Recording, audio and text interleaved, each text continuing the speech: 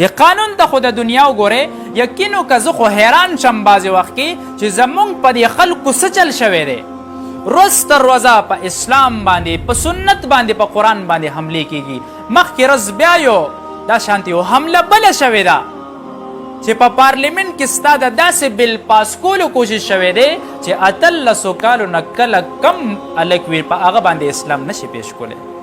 هغه له د اسلام دعوت نشي ورکولی دا شانتې یو حمله وشوه یقین وکړه اغیار ممالکو ان جی او ستا د ملک د پارلیمنت پورې خاندي یو کلونې دې جوړه کړې ده وی ګوره چې په کومه باندې اړل کېږي مونږ خو دا خپل هغه ځان د سیاسي مشهوریا او شهرت دپاره دې پورې نښتي یو ګوره دا د یوازې د علماو کار نه دی چې علما آواز اوچت کي ولې ته مسلمان نه تا کلمه نه ده ویلې دا خو یوازې په ما لازمه نه ده په تاسو ټولو باندې لازمه ده چې د دې دفاع تاسو وکې او هر ټیم کاڼې راولي چې مسلمانان ویښتې کودي یقین وکړه ډېرو خلکو ته به دا پته مني چې کم یو بل هلته مخې ته پروت دی مونږ درته بار بار وایو راوځئ د دې خلاف ودرېږئ که ایم این اے ایم پی اے سره دې دپاره ودرېدی شي چې هغه اوټ واخلي نو هغه ولې مسلمان نه دی څه هغه په دې پارلیمنت کې ناست نه دی څه هغه ته دا پیغام ورسوه چې یار ته په پارلیمنت کې ناست ته به مرې نه مرګ بدله نه راځي دا قرآن بستا خلاف ودرېږي نه دا اسلام بستا خلاف ودرېږي نه پیغمبر ته به مخې ته کېږي نه لږ ځان کې عقل راوله سیاسي پاټو د وجې نه دومره لیونی کېږه ما چې ستا په ملک کې چې کم د اسلام په نوم باندې آزاد شوی دی د هغې خلاف دومره عجیبه عجیبه بلونه پاس کېږي او ته اوده ناستې یقین وکړه د خدای نه یره څه شوه خدای نه یره نشته په دې اړه کې د الله طرف نه قسمه عذابونه راغه خو زمونږ ځوانان غرق شو هغې په څه کې مبتلا دي هلته د رب عذاب راځي کله د کرونا په شکل کې راځي کله د ډینګې په شکل کې راځي کله بیت الله بندېږي کله مختلف اغیار چالونه چلی او دلته مونږ ټیک ټاک کو لیوني کو هغې ته ګډېږو لګیا یو دا زما اسلام خو تعلیم نه راکوي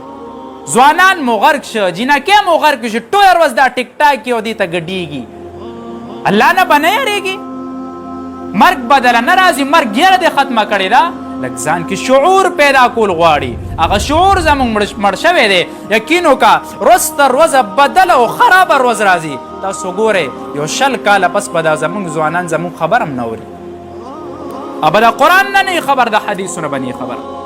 هغه بچي به ستا ډمان شي لګیا به یې هغې به هلته چېرته ګډېږي او په دې ګډېدو به هغې دا پیسې پیدا کړي هلته ګډېږي وی په دې به ماله خلک لایکونه راکړي او ما ته به په دې باندې پیسې میلاویږي په کم دنیا کې پروت دی په کم ځای کې دی لږ راویښ شه یقین وکړه ډېره د افسوس خبره ده په کم ځای باندې روان یو د الله ګورې ډېر ښه دی ډېر ښه دی ښه ده چې الله را باندې دا ځمکه نه الټه کوي زموږ د دې عملونو د وجې نه دې ته دا پیغام رسول پکار دی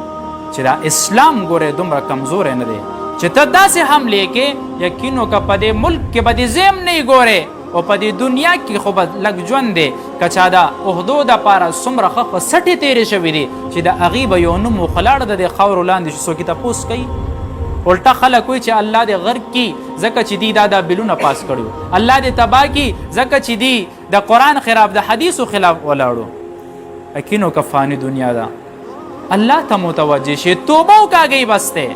او چې کم دا خلک دي سیاستدانانو سره ولاړ یې نو هغې ته لږ دا ووایې چې که ستا پارټۍ کې ستا د پارټۍ کس